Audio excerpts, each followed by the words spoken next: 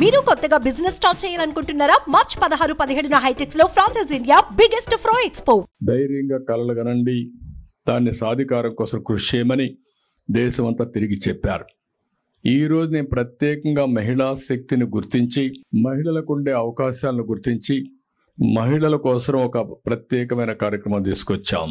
ఇది మామూలుగా అందరూ కూడా ఇంటర్మీడియట్ చదువుకోవడం, అక్కడి నుంచి పెద్దల ప్రోత్సాహం లేకుండా పోవడం, నిధుల కొరత రావడం, ప్రభుత్వాలు కూడా ఉదాసీనంగా ఉండడం, అంటే వాళ్ళకు ఆలోచనలు ఉన్నాయి, ప్రపంచంలో రాణించే శక్తి ఉంది, ప్రపంచానికి సేవ చేసే నాలెడ్జ్ ఉంది, అదే మరి ఒక కళ కూడా ఉంది వాళ్ళందరికీ. కానీ ఆ కళలు సాధికారం కావాలంటే ఎక్కడికక్కడ ఆర్థిక ఇబ్బందులు, కుటుంబంలో నిరుత్సాహం, చదివించాలంటే ముందుకు రాకుండా పోయే పరిస్థితి వస్తూ ఉంది.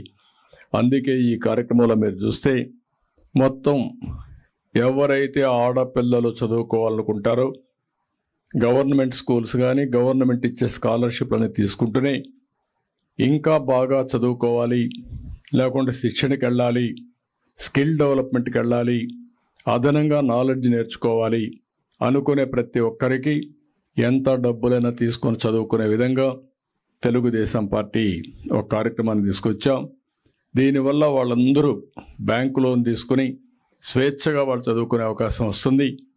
ఏదో స్కాలర్షిప్లు అంటే ఒక 10 కోట్లు 20 కోట్లు ఇవ్వడం, మధ్యలో దాన్ని నిలిపేయడం, వీళ్ళు చదువుకు ఆపేసే పరిస్థితికి వస్తున్నారు. ప్రపంచంలో బ్రహ్మాండమైన అవకాశాలు ఉన్నాయి. నాకు ఒక విశ్వాసం కూడా ఉంది. 25 సంవత్సరాల కంటే ముందు ఇచ్చిన విజన్ ఈరోజు ప్రపంచం మొత్తం తెలుగు కమ్యూనిటీ హైయెస్ట్ పరికారం ఉంది.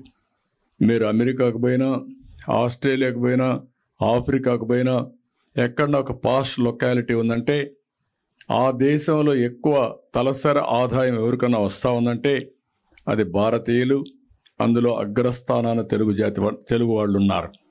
ఇది గర్వకారణం. ఇందులో మళ్ళీ ఒకప్పుడు ఆడపిల్లలందరూ ఇంటికే పరిమితం అయ్యేవాళ్ళు, ఉద్యోగాలు చేసేవాళ్ళు కాదు.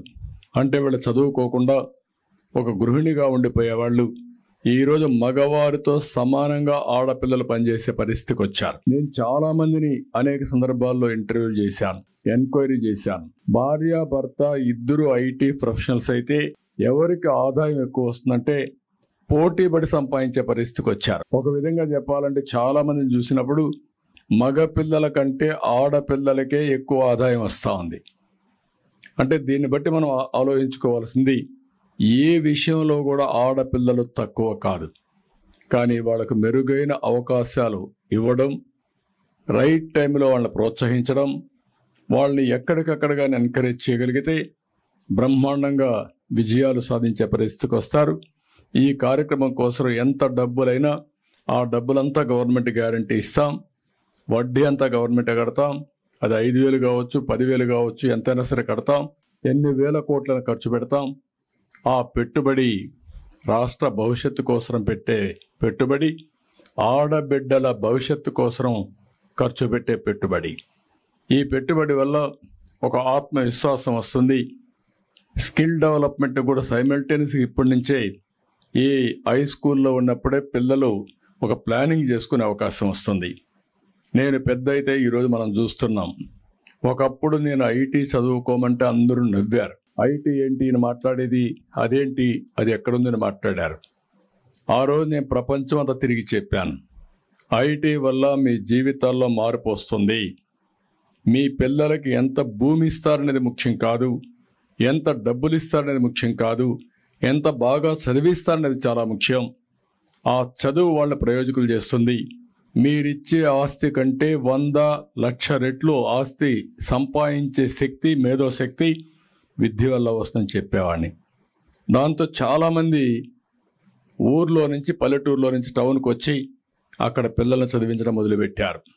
ఆ పెట్టుబడి ఈరోజు బ్రహ్మాండంగా ఉపయోగపడి వీళ్ళు విదేశాలకు సెటిల్ అయ్యి అక్కడ డబ్బులు సంపాదించి ఆ డబ్బులు ఖర్చు పెట్టి ఇంట్లో ఇల్లంతా, ఊర్లో ఇల్లు కట్టడం, పేరెంట్స్కి ఒక కారు తీసేయడం, వాళ్ళు కూడా హాలిడేస్ రావడం, ఇంట్లో వాళ్ళతో గడపడం, ఇలాంటివన్నీ జరిగే పరిస్థితి వచ్చింది. ఒక విధంగా చాలామంది నన్ను విమర్శిస్తూ ఉంటారు, మీ వల్ల తెలుగుదేశం పార్టీ ఓట్లన్నీ కూడా విదేశాలకు వెళ్ళిపోయినాయి, దీనివల్ల నష్టపోయారని.